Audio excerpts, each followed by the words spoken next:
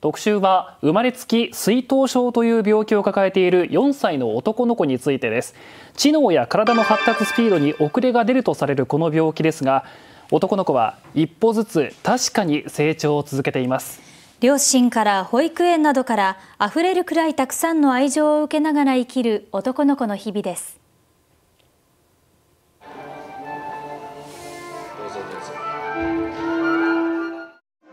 先月28日、高知市の県民文化ホールでドラマ「らんまん」のコンサートのリハーサルが行われていました。会場に入ってきたのは4歳の長野葵くんとお母さんのかほさん。少し緊張した様子で歩みを進めています。コンサートの公演は翌日。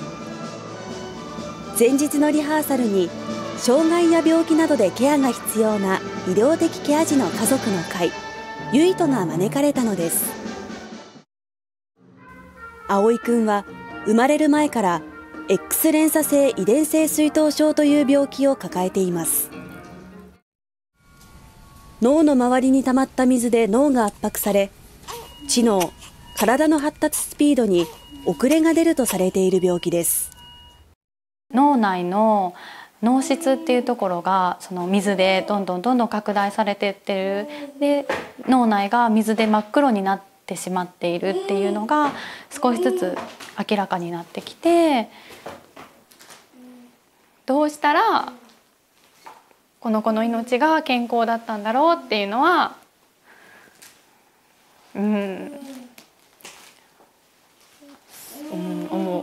そんなことを思ってました。はい、なぜ我が子が。妊娠中、そんな気持ちに苛まれた母かほさん。息をするのも苦しく、通院中は終始無言で、葵くんと対面することも恐れていたといいます。2019年6月、香川県の病院で帝王切開で葵くんを出産。葵くんは生後3日で頭の手術を行いました。何かを口にしたいという意識が芽生えず、母乳も吸えません。当時は小さな体に管を通して栄養を補給していました。自分だけ止まってるんですよね。社会は普通に回ってるんだけど、自分だけが止まってて、スーパーに行っても公園に行っても赤ちゃんを抱っこするお母さんとかを見る、手をつないで歩いてる家族を見る、それだけでもう自分は全然違う世界にいるんだって突きつけられたような気持ちがして、もう家から出たくないっていう時期もすごく多かったです。私はこの子を育てられることはできないって思ってました。そんなかほさんの気持ちを変化させたのは葵くんでした。何があってもこの子と生きていく、そう覚悟を決めた瞬間があったといいます。息子の首が座ったねって言われた時に、もう私はこの子と生きていくしかないんだなって、もう一生できないかもしれないって言われて諦めたことを成し遂げた子供っていうのですごく嬉しかったんですよ。もう私はこの人をもう自分のそばから離してっていうことは絶対考えられないって思ったのは、息子の成長を先生が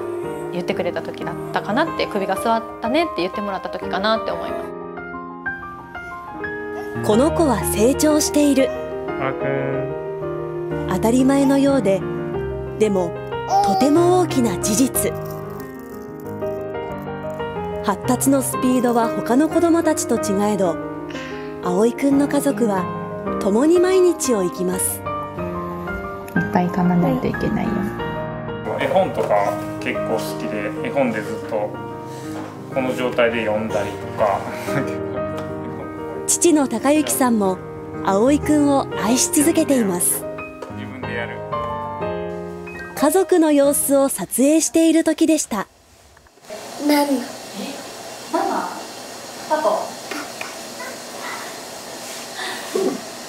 医師から言葉をどれほど喋れるかはわからないと言われていた葵くんですが、つい最近パパとママが言えるようになったといいます。子供が生まれたらお父さんお母さんって呼んでもらいたかったんですけど、ママパパって呼んでもらえるとそれちょっと恥ずかしいなって思ってたんですけど、なんかこの子がいつになったら喋れるかなとかいろいろ考えてたら、ママでもパパでも呼び名はいいから呼んでもらいたいって思って一生懸命パパ言ってたんですけど、いつ頃やったっけ、最近だけど、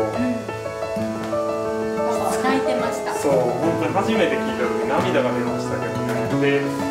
すごい泣いてたんですけど、僕その日の後からパパってめっちゃ言えるようになったんですよ。いやもう本当に話せると思わなかったんでもう感動しかなかったですけど、いやそんな日が来るとは思わなかったんですよ。みんな帰ったかな。あこお疲れ。頑張った人。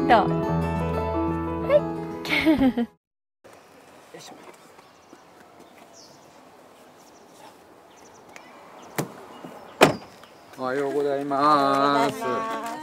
ようございます。おはようございます。かっこよく聞いちゃう。はい、くんおはよう。おはようございます。おはようございます。よろしくお願いします。お願いします。葵くんは生後10ヶ月の頃から高知市の一区保育園に通っています。4歳までの子ども1000人あたりで見たときに、障害がある子どもを受け入れる保育所の数が全国で一番多い高知県。園児たちはみんな葵くんのことが大好きです。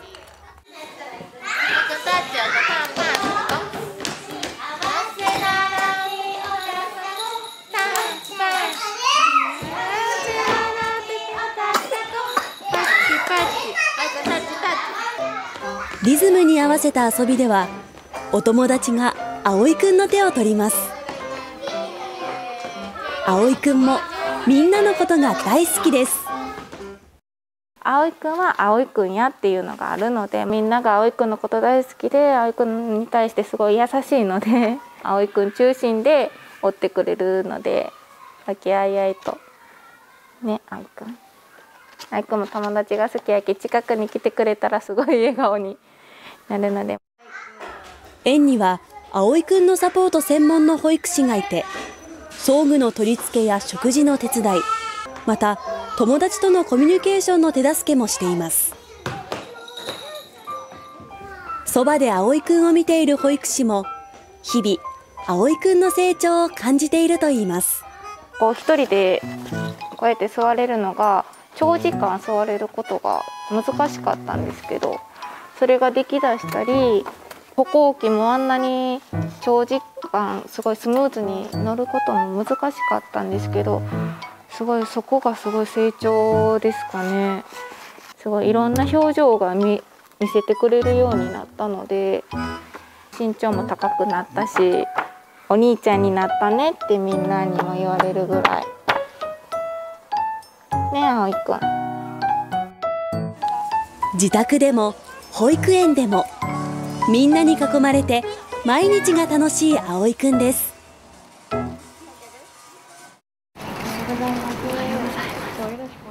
葵くんたちが招かれたコンサートのリハーサルの日です。この日はハロウィーンのイベントもあり、仮装もしました。楽しみにしてきました。車の中でも音楽をいっぱいかけてフリフリしながら来ました。母佳穂さんは葵くんを連れての外出にどこか抵抗を感じてきたといいます。買い物ももちろんコンサートも。イオン一つ行くのも諦めちゃいそうな気がするんですよね。だからこうやって機会をいただいて、ちょっとずつ前を向いていくっていうことが息子と本当に生きていくっていうことになると思うので、本当にそういう機会をいただけたっていうのはありがたいなって思ってます。あれれ、葵くん。心地よい音色で夢の中に行っちゃいそう。この機会が葵くんと一緒に生きていく一歩になれば。30分という限られた時間ではありましたが、葵くんとかほさんにとっては大きな大きな一歩でした。すごい興味津々で、なんかワクワクニコニコ聞いてたので、私もすごい嬉しかったです。葵くんがいたからこんな機会も巡り会えたのかなって私も思って、ちょっとうるうるしてましたもしかしたら人生の中でもう生の音を聞けないかもしれないっていうお話も聞かせていただいて、もうそれは絶対この音楽、生の音楽を、生のオーケストラの音を聴いてもらいたいなという思いで今回ご招待させていただいて、みんなが喜んでくれて手叩いてくれたり、すごい笑顔になってくれたり、すごいいろんな表情をみんなが見せてくれて、めちゃくちゃ嬉しかったです。息中っていう感じることを数分の中で感じてもらえることが音楽の魅力だと思っているので、そういった活動をこれからも広げていきたいなと思っています。共に生きていることに幸せを感じながら毎日を過ごす葵くんと両親。最近ちょっと悩みがあるそうで、デイサービスのところの方々に葵くんちょっと食べる量が増えてきたのでちょっと料金が増えますけど構いませんかなんか結構短いスパンで言われるんですよね。この前言われたばっかりやけどまたみたいな。少しずつでも一歩ずつ、確かに成長しながら葵くんはみんなと生きていきます。